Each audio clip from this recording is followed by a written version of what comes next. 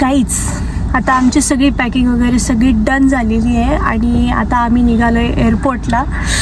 माय God, कधी वाटलं नव्हतं अमेरिकेत जाईल, बट ते शक्य झालं आहे. तो very very very very very very excited. So माझा भाऊ राहतो क्ल्यूलँडला, त्यामुळे आम्ही चाललो होतो मुंबई एअरपोर्टपासून क्ल्यूलँडला. ज्या 3 फ्लाईट आम्हाला चेंज करायच्या होत्या. एक होती मुंबईपासून पॅरिस, दुसरी पॅरिसपासून न्यूयॉर्क आणि तिसरी होती न्यूयॉर्कपासून ते क्ल्यूलँड. सो आम्ही खूप एक्सायटेड होतो. तिकीट ऑनलाईन अगोदरच बुक केले होते, त्यामुळे वेटचं किती क्रायटेरिया होतं ते सगळं आम्हाला माहीत होतं आणि त्यानुसारच आम्ही सगळ्या बॅग्स पॅक केल्या होत्या. And now we are going to airport. A few moments later. Mumbai एअरपोर्टला जाताना कायम ट्रॅफिक लागते. सो मेक शुअर की तुम्ही जेवढा आपला टाइम असेल चेकिंगचा टाइम, जो की फ्लाईटच्या आपल्याला 3 तास अगोदर मध्ये जावं लागतं, तर त्याच्या आधी अजून 1-2 तास आधी तुम्ही एअरपोर्टला पोहोचलेले असाल, जेणेकरून तुम्हाला मध्ये चेकिंग करायला एक्स्ट्रा टाइम भेटून जातो. आमची फ्लाईट होती 1:20 सो आम्ही पोहोचलो होतो संध्याकाळी 8 वाजता. तर फायनली गाईज आम्ही आता एअरपोर्टला पोहोचले आणि आता आमच्या तिकीटप्रमाणे आमचं एअर फ्रान्स आहे फ्लाईट. तर मग त्याचा टर्मिनल नंबर आहे 2. मग आता हे बघा, इथे तुम्ही एअरपोर्टवर पाहू शकता. इंटरनॅशनल एअरपोर्ट आहे, त्यामुळे भरपूर गेट आहे, म्हणजे 7 का 8 नंबरपर्यंत गेट आहे. तर मग प्रत्येक, जसे की इंडिगो एअरलाईन्स असेल किंवा एअर इंडिया असेल किंवा स्पाइस जेट किंवा कोणते पण फ्लाईट्स असतील, त्या प्रत्येक फ्लाईटसाठी एक सेपरेट टर्मिनल दिलेलं आहे. तर आमचं टर्मिनल 2 आहे. तर आम्ही आता हे सगळे बॅग्स वगैरे आम्ही ट्रॉली घेतलेली आहे, कारण सामान खूप जास्त आहे. आणि आता या सगळ्या ट्रॉली घेऊन आम्ही जाणार आहे टर्मिनल 2ला. चल. सो एंट्रन्सला आधी आपला पासपोर्ट आणि फ्लाईटचे तिकीट स्कॅन करून मध्ये आपण ज्या एअरलाईन्सने चाललो आहे त्या एअरलाईन्सच्या काउंटरवर जाऊन तिथे चेकिंग करायची असते आणि आपले बॅग्स लगेजमध्ये टाकायचे असतात. तर नमस्कार मित्रांनो, आता आमची चेकिंग वगैरे कंप्लीट झाली होती. सगळे बॅग्स वगैरे आमच्या चेक झाल्या आहेत आणि ते आता पुढे इथे गेलं आहे. आणि चेकिंग करून जस्ट मी पुढे निघाली आणि तेवढ्यात मला हे 2 सर भेटले. तर यांनी मला म्हणजे चेकिंगपासून ते आता इथून पुढे मी इमिग्रेशन आणि प्लस पूर्ण विमानामध्ये बसेपर्यंत हे मला हेल्प करतायत. तर त्याबद्दल खरंच तुमच्या दोघांचे पण खूप खूप खूप मनापासून आभार. आणि खानदेशकर कुठे नसतात, सगळीकडेच असतात ते, आणि असे कुठे ना कुठे भेटत जातात. तर खरंच तुमचेसुद्धा खूप खूप आभार. खूप छान वाटलं. आणि बरेच यांनी इकडे माहिती पण दिली की इथून कसं कसं जायचं आहे किंवा काय करायचं आहे, सगळ्या गोष्टी सांगितल्या. तर थँक्यू सो मच. तर बॅग्स लगेजला गेल्यानंतर आम्हाला मिळालं होतं आमचा बोर्डिंग पास आणि त्यानंतर आम्ही चाललो होतो पुढे इमिग्रेशन प्रोसेस कंप्लीट करायला. आमच्याकडे 7-7 किलोच्या बॅग होत्या, ज्या की फ्लाईटमध्ये ठेवणं अलाउड आहे. तर आम्ही आमच्या बॅग स्कॅन करून घेतल्या, मेटल डिटेक्टरने सगळे चेक झाल्यात आणि त्यानंतर इमिग्रेशन प्रोसेस कंप्लीट झाल्यानंतर आम्ही फायनली पोहोचलो होतो आमच्या गेटजवळ, आमच्या टर्मिनलजवळ. सो आमचं आता सगळं आता इमिग्रेशन सगळी प्रोसेस कंप्लीट झाली आहे. बरंच लांब चालत यावं लागतं, पण तसं इथे गाईडलाईन्स दिलेले असतात की गेट नंबरसर कुठे कुठे जायचं असतं तसं. तर आमचा गेट नंबर आहे 73, 72. इकडे हां, इकडे या साईडला. चल, बरेच मध्ये चालत यावं लागतं. तसं एस्केलेटर असतं आपला गेट नंबर. यस, तसं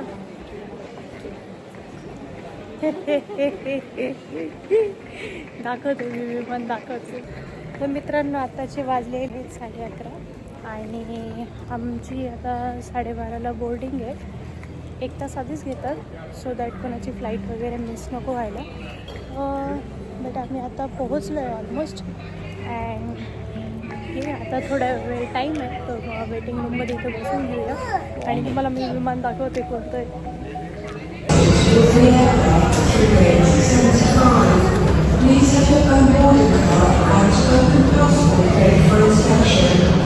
Oh my God!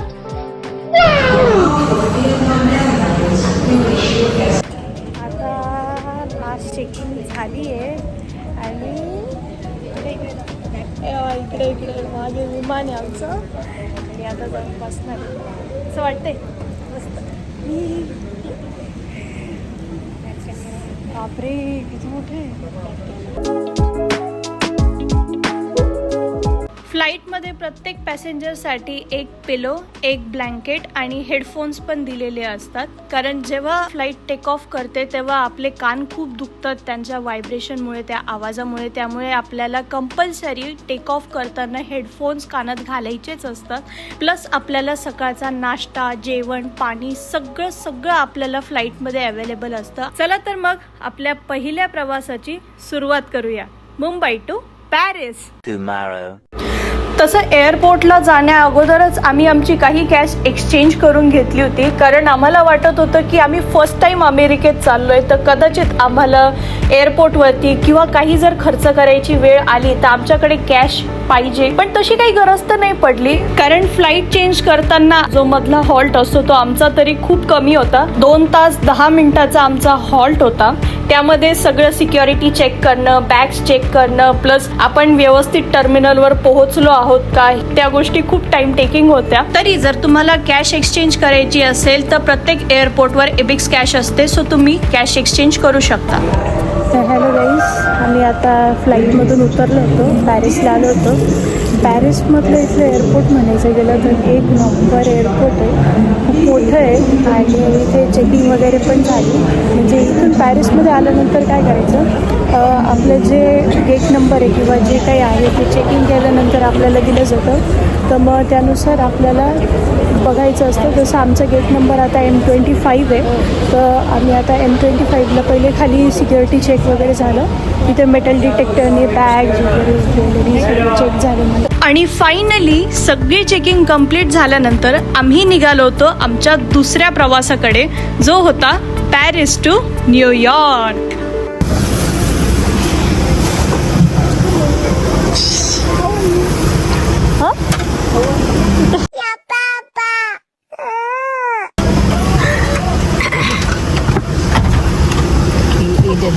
इथे दाखव.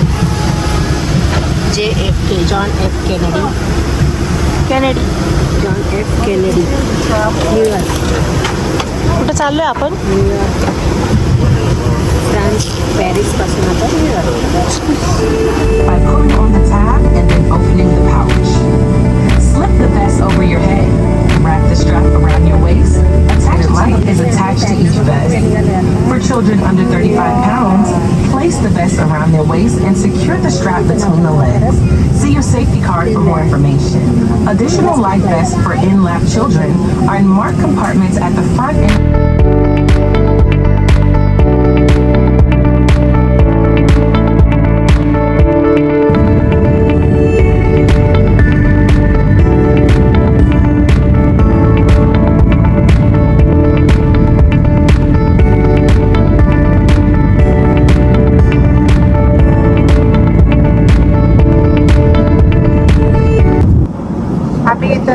फ्लाईटमध्ये कॉफी मागवली होती. ही मी आहे, हिची ब्लॅक कॉफी संपून गेली आहे. आणि ही माझ्या मम्मीची ब्लॅक कॉफी आहे, ज्याच्यात 2 शुगर एक्स्ट्रा टाकले होते. कशी लागली? Without taste. नाही, कडू कडू. प्यायची इच्छा नाही. नाही पी ना. मी प्यायचा पुढंच गेलाय.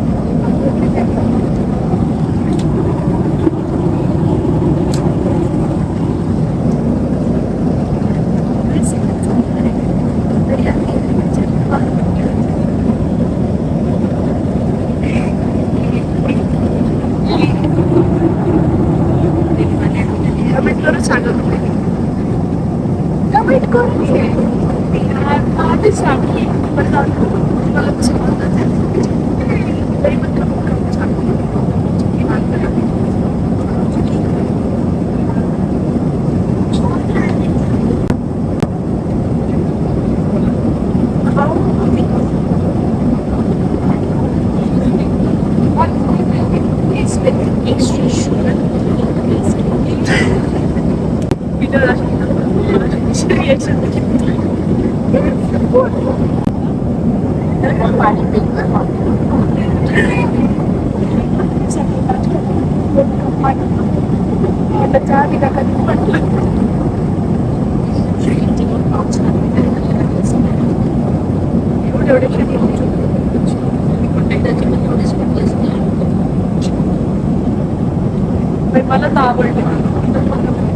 आम्ही मुंबई एअरपोर्ट पासून 1:20 निघालो होतो आणि आमची मुंबई टू पॅरिसची फ्लाईट 9 तास 30 मिनिटाची होती. तरी सुद्धा आम्ही पॅरिसमध्ये जेव्हा पोहोचलो तेव्हा आमच्या घड्याळात 7:20 झाले होते जेव्हा आम्ही दुसऱ्या फ्लाईटमध्ये बसलो. आणि फ्लाईटमध्ये बसल्यावर आम्हाला तिथे नाश्ता भेटला होता.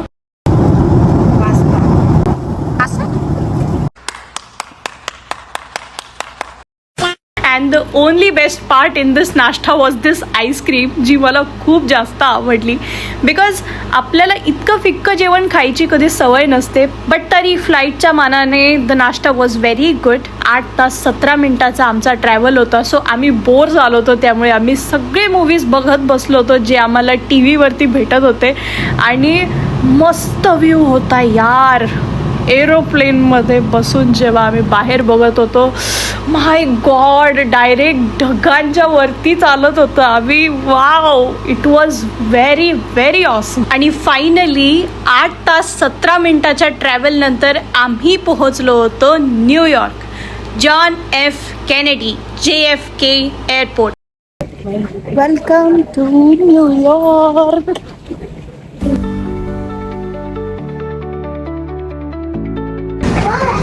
कुठे पोचलोय आपण? New York JFK airport.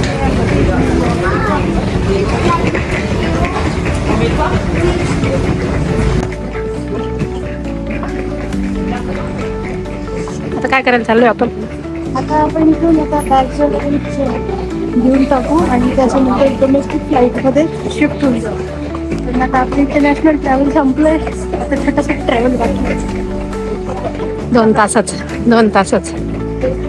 मध्ये आता 2 तास 43 मिनिट्सचा हॉल्ट आणि मग त्याच्यानंतर न्यूयॉर्क पासून आपण न्यूलँड. न्यूलँड बॅग्स वगैरे कलेक्ट करून घेऊ. जेव्हा आपण इंटरनॅशनल फ्लाईटमधून डोमेस्टिक फ्लाईटमध्ये बसतो तेव्हा आपल्याला आपल्या सगळ्या बॅग्स पुन्हा कलेक्ट करायच्या असतात आणि डोमेस्टिक फ्लाईटसाठी पुन्हा एकदा चेकिंगला टाकायच्या असतात. त्यामुळे जी प्रोसेस आपण मुंबई एअरपोर्टला केली असते ती सगळी आपल्याला पुन्हा करावी लागते. पुन्हा इमिग्रेशन, पुन्हा सिक्युरिटीचे सगळं केल्यानंतर फायनली 2 तासाच्या ट्रॅव्हल नंतर आम्ही पोहोचलो होतो क्लिव्हलँडला.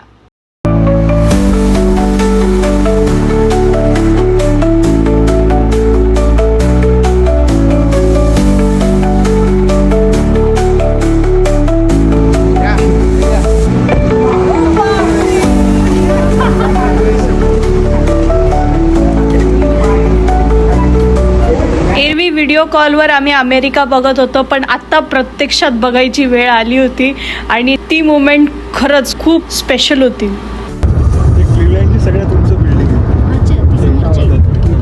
काय आहे ते? म्हणजे बिल्डिंगच आहे का? बँक आहे, की बँकचं हेडक्वार्टर आहे. आय एम टेलिंग यू, अमेरिकेत आली आहे पण असं वाटतंय की कुठल्या वेगळ्याच दुनियेत आली आहे. इतके स्वच्छ रस्ते तिथे, इतके स्वच्छ, आणि प्रत्येक घरं पण एकदम वेगळे. म्हणजे जशी आपली घरं असतात ना तशी नाहीये. एकदम एकसारखी अशी घरं, मोकळे रस्ते, सगळ्यांकडे गाड्या आणि एकदम शांतता. स्वर्गच आहे दुसरा. आणि हे आहे अमेरिकेतलं पेट्रोल पंप. जसं आपल्या भारतात पेट्रोल पंपावरती माणूस ठेवलेला असतो गाडीत पेट्रोल भरायला, तसं इथे सेल्फ सर्व्हिस असते. म्हणजे जो गाडीचा मालक असेल तो स्वतः तिथे जाऊन कार्ड स्कॅन करून स्वतःच्या गाडीत पेट्रोल भरत असतो. इंटरेस्टिंग ना?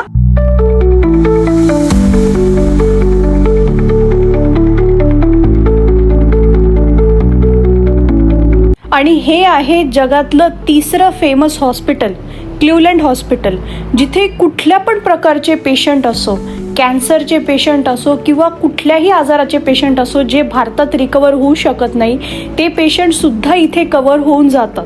आणि ही आहे अमेरिकेतली बस, जिथे लोकांना सायकल घेऊन जायची असेल तर ते पुढे तिथे कॅरेजवर ठेवतात. So that's all for today. जर तुम्हाला हा व्लॉग आवडला असेल तर नक्की लाईक करा आणि कसं वाटलं भरभरून कमेंट करून सांगा. अजून इथे अमेरिकेत घरं कशी आहेत, इथे लोक राहतात कसे, काय खातात, या सगळ्या गोष्टी आपण कव्हर करूयात नेक्स्ट व्लॉग मध्ये. चलो टाटा बाय बाय.